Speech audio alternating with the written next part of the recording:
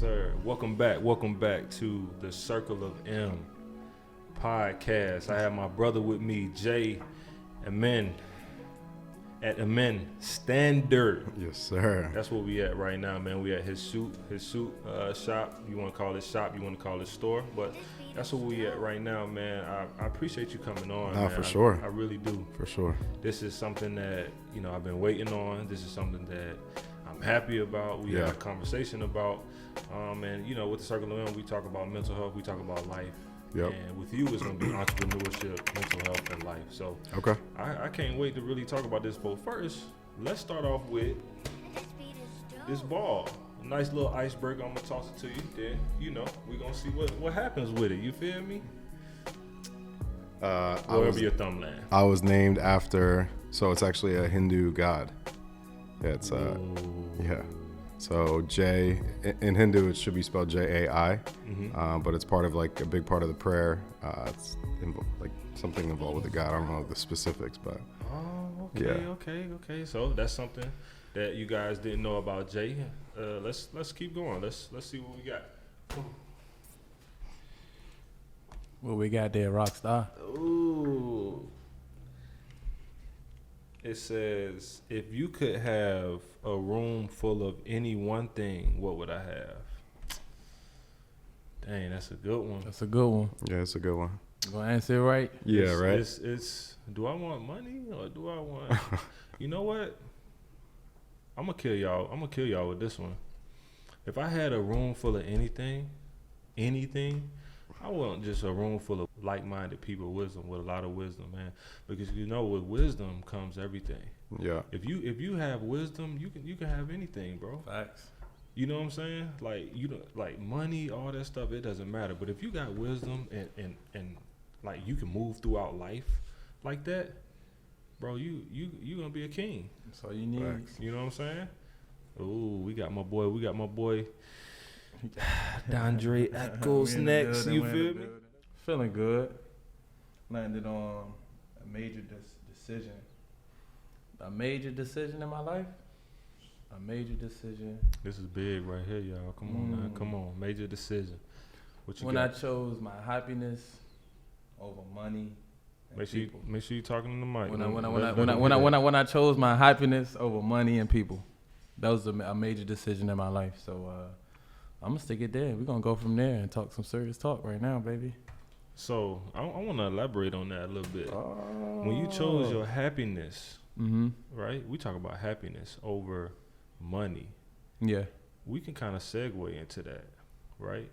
Because what you do, Jay, this brings you joy, Right. and happiness. 100%. So let's talk about that a little bit. Why, or let's tell the people, why does it bring you happiness, or why you do this? Because is it about the money or is it about happiness? Which one is it about for real? I mean, I feel like the money is a consequence, A consequence. Ooh, I ain't never heard that one. Yeah. That's dope. I mean, no, I do this because it's what I love to do, Yeah. It just feels right, feels good. I get to do work for a lot of great people, learn a lot of stuff. I mean, you were just talking about wisdom. I pull wisdom from all my clients. You know what I mean? Every one of my clients has something different to share, and I like to talk about that, So, but yeah, I mean, it's not about the money. Obviously, you can't do it for free. Right. But I mean, you got to make your coins either way, but that's not the sole reason why you're doing it. Yeah. You know what I mean? And, we talked a little bit about offline. You talked a little bit about where you was from, or not where you was from, but where you grew up or where you was born. And you said London. And, it's crazy that you're in fashion. What was it like, living there for a short period of time and your roots coming from there? What is it like, I mean, it's a different place. They have their problems just like we do. I feel like, we might have a little bit more than them. But it's just, the British people are happy, drink tea and carry on. That's what they say. So, that's how we solve problems over there. It's not, I try not to compare the two because the opportunity in America is obviously, much greater than any other country in the world. But, that's real. There's I have a huge sense of pride from being from there, you know. Yeah. I think a lot of my fashion eye and the things that I see in terms of materials and lines and all that kind of stuff, I think a lot of that originates from my British roots. So that was the next question I was gonna ask. I was gonna ask, what created your passion, like your passion behind being, if you want to call it fashion, suit guy, Right.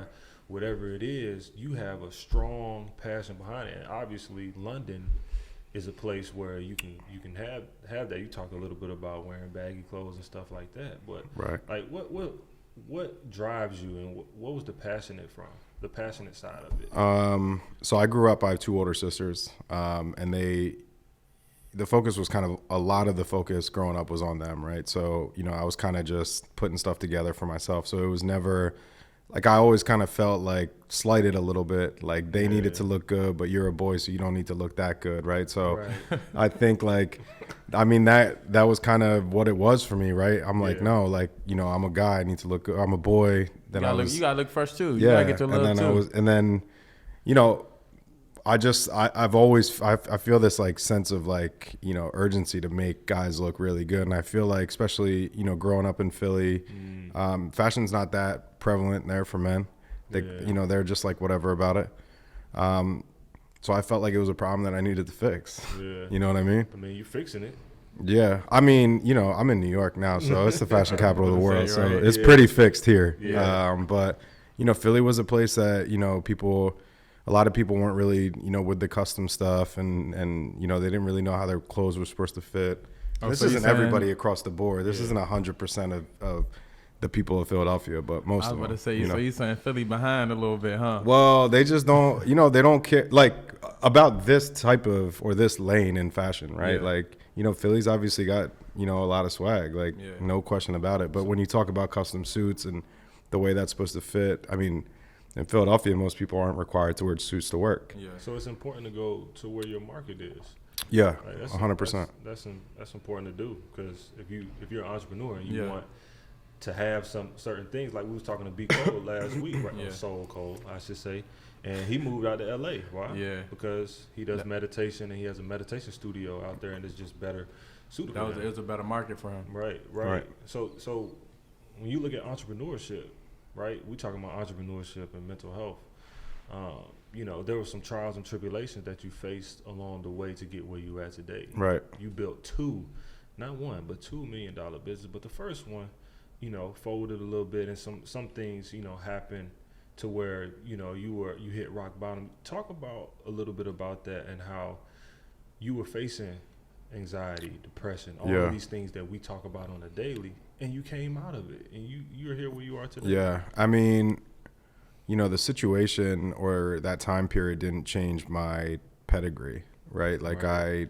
I am strong, I don't quit, like those things, regardless of the situation or how ugly they get, you eventually go back to your core, I believe, and those are my core. You know what I mean? So, I mean, yeah, it was a kind of, it was an interesting time in Philly, 2018, 2019, the beginning of 19, got a little, it was, obviously, I had a business there, and it just didn't work out, right? Like, it was great until it wasn't great. And, when it started to kind of come out from underneath me a little bit, it was a trying time, right? Like, I didn't have, I didn't have the opportunity to talk to a lot of people about it, because it was a very different situation than most of the people that I Been around. know how to deal with. Yeah.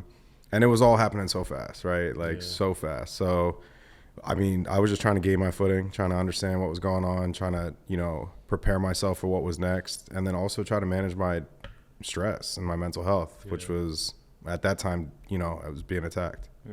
Wow. So what would you say was the one thought that came to your head that was like, I got control of this. Like, I can make a difference. Like, I mean, I was getting a lot of feedback from a lot of different people that, had been, following my work or shopping with me or something like that for, those 2-3 years while I was there. Yeah. And it was very positive and constructive. Like, I didn't have all the opportunities throughout those years to stop and smell the roses, Yeah. you know, because we were busy, like busy, you know. So it was nice and reassuring to know that like people were actually paying attention for the right reasons, the reasons that I was putting in. You know what I mean? So it came back down to your support system.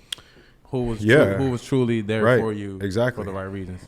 Yeah, and my market, right? Like the market was responding to what I was doing. And it was hard for me to recognize that when I was going through all that shit.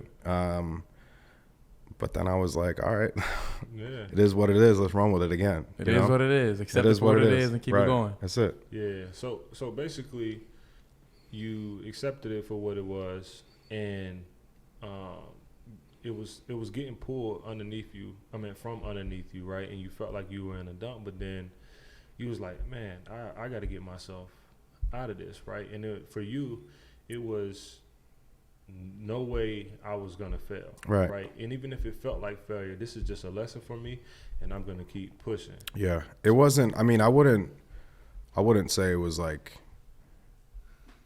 maybe being pulled out from underneath isn't the right thing. Like it was just something that was clearly not working out for multiple different reasons, right? And that sucked, you know, because I had poured everything I had into it for a long time, right? So like that was like, you know, when I look back on it, it's a major blessing, right? Because I wouldn't be here. I wouldn't be, you know, doing a tenth of the things that I've been able to do in the past few years up here. But it was still hard, right? But as an entrepreneur, like you gain strength in failures, right? You have to. If everything always goes right, you'll never really learn anything. And the fact that it went, you know, kind of sideways at such an early stage, I feel fortunate about, you know, because you learned early. Yeah. And I mean, we all hope for that, right? If we're going to learn lessons, you want to learn them early and hopefully not repeat them. Yeah. Right. So that's growth. Yeah. Yeah. And so, you know, I don't trip. Like, I mean, well, you doing pretty well for yourself, man. And I really appreciate that. I've been on the ride too. You know, I've seen, you know, where you started and where you are now, and I've seen the growth. And when you have a circle like how we have, when we can talk, we can communicate. Yeah. It's good to see. And we talk about a lot that we can't talk about here. Yeah, you know what I mean? Man, it's deep. It's real deep. Yeah. It's real deep, man. You want to have people around you where, you know, people like to see you win. Yeah. You know, they love to see you win. And it's scarce right now to find those types of people. I mean, I used to be a person, I take a lot of things personally, right? And I think that throughout, you know, my growth, I've tried to get away from that, right? But I think I've learned to appreciate that I do take things personally, right? Like I don't need to be stone cold. I don't need to pretend that, you know, the things that people say and do don't bother me. I just try to occupy myself so I don't have to see it as much. Yeah. You know what I mean? Everything's definitely personal though. Yeah. Everything's not personal, but I'm gonna say everything is personal. So you gotta kind of like, I agree with you saying. Like you held yourself accountable. Right. Like you had to respect yourself and kind of make it like, you know, right. My feelings do matter at this point. Like that wasn't real. That they shouldn't have did this. And I should have handled it this way. You're holding yourself accountable now. Yeah, and that's in all aspects of life, right? Like, you know what I mean? Like, it's, you know, family's tough. You know, I got a lot of love, you know, for my people. Sometimes I wonder why, you know, things are not reciprocated. That's another way to take things personal. You know what I mean? So it's like, I think it all gets back to, you know, just seeking approval, trying to gain acceptance when you just don't need that. We're just talking about that. Yeah, bro, we're just talking about that. That's real. That's real because, you know, we have people in our family who, you know, we look up to and they're, you know, superheroes in our eyes. Right. And we want to do everything we can to show them that we're doing everything we can to be successful. Yeah. Right. And once we get to that place, we want like flowers. We want a pat on the back. And then we realize like, all the stuff that we done, we don't get no pat on the back for it. It's almost like, did I have to do all that? Because I'm doing it for y'all too, you know what I'm saying? Yeah, like, hold on, I don't get no pat on the back. Yeah. You know what I'm saying? It's like, then you get love from other people that you wouldn't normally get love from, people outside of your family. Yeah, people that you'll never meet. Right. People that you'll never meet. You know what I mean? Like that's, you know, my dad used to say like that. he had a few things he always used to say to me, but he's like, you know, the people that support you the most in this world, you may never meet. Right. You know what I mean? And it's true. Like, you know, especially with my clients and my business and the type of people that really rock with us and the amount of people that rock with us, like, I unfortunately don't get to meet everybody, but it's love. Like, you know what I mean? Like, it's like, I mean, presentation. You was talking about that. Presentation is key, and you want to make everyone, you know, feel like it's a family. But then also we talk about entrepreneurship and like mental health with entrepreneurship, and everything doesn't go as planned.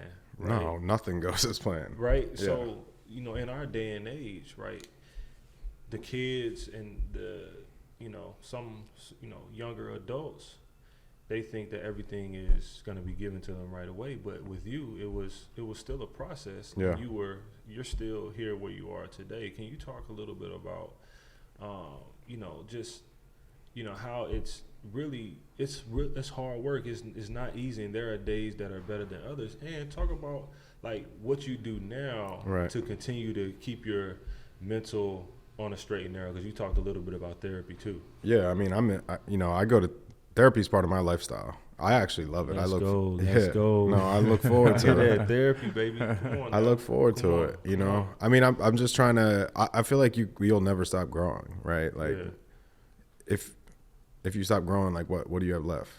You know what I mean? Exactly. Like we all need help understanding how to get to that next level and how we're gonna figure things out. Yeah. So for me, it's more, you know, the unbiased opinion, like just kind of unloading, unpacking, not just like what happened last week or, you know, a month ago, but like, you know, 35 years ago when I was 2. You know what I mean? Like little stuff like that. Like we pick things up. You have kids. Yeah. You know, I mean, hopefully you're like watching what you say around them. You know what I'm saying? I mean, if I say something out the way, they definitely gonna repeat it. Right. But though, you know, they say that kids remember that kind of stuff too, right? So obviously definitely at our do. Like we don't remember like, why do I behave like this? Well, I think it's because this happened when I was 3. No, we don't remember that. We actually remember it. We just know that we kind of got a little bit of that. You know what I mean? So, I think a lot of that stuff is just kind of unpacking all that, you know, just trying to understand it, acknowledge it, find a way to appreciate it, and then move on. What would you say the most important thing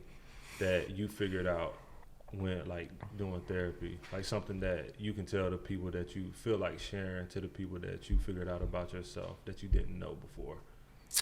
I mean, for me, it's just really understanding that it's really not that big of a deal. Yeah. You know what I mean? Like life is much greater and grander than, you know, what we think. And for most of us, like how far we can see. So it's just appreciating the things are not that serious. Yeah. It's just, it is what it is. Like it's all good. You know, like things are not always going to go your way. Things are sometimes going to really go your way. Understanding how to not get too high and not get too low and just enjoying the process, good and bad, and learning from taking what you can from it. Yeah. That's a gem right there. That's a good thing. I feel like, you know, when you can operate like when you can operate even keel, then when you also stop and look around, like there's some really dope people surrounding you. Right. You know what I mean? Because like people love that. You know, like nobody wants to be around a loose cannon. Yeah. Nobody wants to be around someone that, you know, can't show emotion or, you know, stuff like that. Like so you just control who your circle is. Yeah. So that's another thing too, for people that's listening. You can control your circle, and you know who you are as a person, but you want to have people around you who are like-minded individuals who have some of the same goals and aspirations, right? And, you know, mentally, you want to be able to have people who are able to open up, who are able to be vulnerable, who don't shy away from that. Because all of us as men, we have been conditioned to really just, you know, mask all our feelings and be like, well, we're just going to try to get through the day. Yeah. You know what I'm saying? And our work can be in front of that. And that's like a scapegoat for us. But when we get home, we still going to have to deal with it. Yeah. So you know, doing therapy, I think it's good for the people to hear that because you actually are taking the initiative. Yeah. And talk about how it takes work. It takes work. When you like working on yourself, you have to work on that. Like you can't. It's just like anything else. Yeah, I mean, you just have opportunities to utilize the tools that you're learning in therapy throughout your regular life, right? So like, you go through something, you're talking, some shit might pop off this week, right? Or this weekend, and I could easily lose my cool and behave in one way, or I could respond to the situation the way that I'm learning to. And that's the reason why you're going to therapy, right? When those opportunities present themselves, what are you gonna do? And that's when you can test your growth too. You know what I mean? Like that's what I believe. So I believe that too. That's what I found out in therapy too as well. For me, I found out a lot about myself that I didn't know before. And I could be a loose cannon sometimes, or before I could be, because I would hold everything in and then I would just pop at the last second. But I'm learning now how to stay even keel, right? And really talking to her and really, you got to tell your truth. And once you tell your truth and you get it out your mouth and out to someone who is unbiased, it really sounds good. And also you feel so much better. Yeah. You feel so much better getting that junk off your chest. So with that being said, I want to conclude with really just leaving the people with one thing maybe that could possibly help them. Or if we talking about entrepreneurship, we talk about mental health. Like what's one thing you would give to someone who is trying to do what you do or want to do what you do, and helping them succeed in doing that? Or just hitting that next level. Yeah. I mean, it's for me, I think it's just, surrounding yourself with the right people. When you talk about building a business, you got to have the right team. Realizing you can't do everything on your own, realizing you don't know everything. You never will. And you probably shouldn't want to, you know what I mean? Otherwise work's going to consume you. I mean, I had a lot of years where I had no work-life balance. And those were probably the most successful years of my life, but I really don't have much to show for it. You know what I'm saying? That's real. I mean, it's dope. Real. Like, That's I have a really dope business here, and we have a bright future, I believe. But it took a lot of compromise. Like I had to sacrifice a lot, you know what I'm saying? And I'm cool with that. Like I didn't know, nobody gives you a list. When you're like, all right, I'm about to open a business, and they're like, all right, bet you're not gonna get any of these things for a long time, right? They don't. There's no list. Maybe I should make a list. Maybe. I mean, you could. Nah, I'm just kidding. But you know what I'm saying? Like you. But it makes it that much better because they didn't tell you that, but you realized it and you started working towards it. And now you getting those things. I mean, you address some of the big time people. Yeah, we didn't even talk about we didn't even talk about all the people you dress, what you exactly do. Just tell them. Yeah, I mean, You can tell them a little bit. Dress. We do. I mean, we have a ton of athletes that shop with us. Thankfully, they love our stuff. We get a Philadelphia Eagles, Redskins, Phillies, Commanders, Phillies, right? Commanders. Yeah, we got people kind of scattered throughout the country. Show The Bachelor, that's our show. So we do the suits on there, which is really dope. That was a cool the way that came to fruition, was really dope for us. And then to be honest, like I love athletes because I always played sports, right? Like growing up I never had the opportunity to meet an athlete, so they were always like these like untouchable, like, you know what I'm saying? Yeah, I know what you're saying. And then when I started to like through my last business, and even like a couple years prior to that, I had a few friends that were athletes. Like I started to realize that like, you take all that away and they're just like me. You know what I mean? Like exactly. They just people at the end of the day, just like you. So that part of it obviously was super dope for me. But now, like I don't know if I'm getting older or just the people that I'm meeting or whatever. But like I look forward to seeing some of my business people more so than athletes, right? Because I can have relatable, real conversations with them about things that are going on in my life. You know what I'm saying? Like I think people look at athletes and are so like people forget that athletes are like 25 years old. Yeah. You know what I'm saying? So like, not all. There are ages where they still figuring it out too. Yeah, like and you, but you're not allowed to. Right. You're not allowed to. Because if you do something that somebody else would do at 25, it's just gonna be amplified. Right. Like you're not allowed to go to a bar and get drunk. Yeah. Because that'll be all over ESPN. You know what I'm saying? Like, so I would think you that's say so that? crazy. Would you say that like some athletes might mature later? I'm listening to your comment on what you're saying. No, I think that they. I mean, I don't think that them being an athlete excuses them from being young. Yeah. Like, what does that have anything? You should be able to give them like grace. Yeah. Come on, like, but you know how it is. So they shouldn't be held as accountable as they are. No, but think about it. No, they should be held accountable just like we are, right? Yeah. Like if you do something really wrong, like you got to pay for that. Yeah. You know what I'm saying? But like, you know, if you misstep, you know, they shouldn't. Don't crucify them. Yeah, that's. I mean, I never agreed with that. I think it happens a lot in this country with athletes. Yeah. I mean, I see it and I watch it, and it's happened to a few of my friends. Yeah. And it's just a shame, right? Like, because we look at the amount of money that athletes make, and like take that money and replace their age. You know what I'm saying? Like you're like, oh, you're so wealthy, you should know how to behave. Like, should I though? No. You know what I'm saying? That's the age where you're really learning the most. Yeah, because when I was like early 20s, I don't even want to talk to you about what I was doing. You know what I'm saying? Like I was growing up. Like it was probably till like once I hit 30 where I made it. You know, where like you grow up. You know, you realize that like you got to start doing something for your future, or that's funny. Or it might be a wrap. I'm touching 30, and I'm trying to figure out like, dang, like, am I doing right? Am I doing wrong? You know, it's a little hard. You know what I'm saying? I mean, I'm about to be 30 on the 31st, and I already feel like I'm getting to the point where, you know, I'm finally getting where God wants you to be. So you know, for me, I'm gonna. And you know what it looks like though. You know what I'm saying? Like you were like. Regardless of, you know, however you feel like things may have turned out, like you were still a first round draft pick. Yeah. You know what I'm saying? Did your D's here. You know what I'm saying? Like you still, like there's what, 32 people a year that get that? Yeah, bro. You know what I'm saying? I was like, 26 out of the whole world. So, it or was a major. 26, my bad.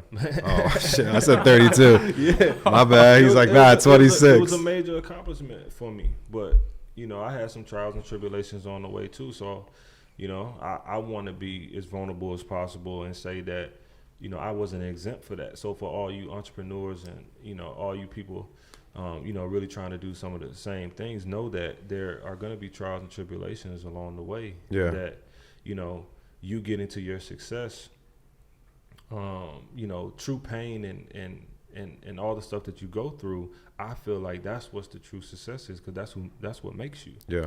So, well, you could tell when people are doing it as a hobby too. Yeah. You know what I'm saying? Like this ain't a hobby for me. Right. Yeah. This is your livelihood. Right. This is what you do. That's what I love. Right. I mean, I play golf. That's my hobby. You know what I'm saying? Like. Right.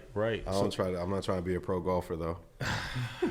So that's what some people try to do. They try to come into this industry and you know what I'm saying? It's not. It's not like that. Yeah. Right. So what would you say, Dre? What would you want to lead the people, man? Tell the people something, man. If I personally show them the face. They need to see the face.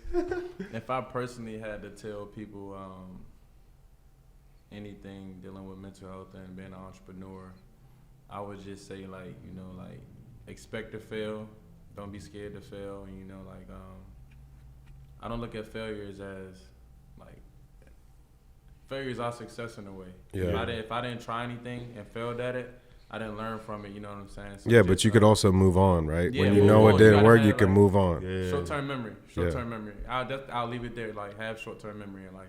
Yeah. Because at the end of the day, like we gonna. And it's okay to cry, y'all. Like shit. And it's okay to say I love you too. Like you can tell your brother I love you, and it's okay to cry. Like, you know, sit in your shit for a day or two or whatever it may be, and you know, find a way, talk to the people that love you, and you know, get yourself to the point where you can continue to push forward. So, it's been an amazing conversation, fellas. It's been good. We're going to end it here and wrap it up. You know what I'm saying? Man, this is the Circle of M podcast. Again, I'm here with my guy, Jay, Amin. We're at Amin Standard.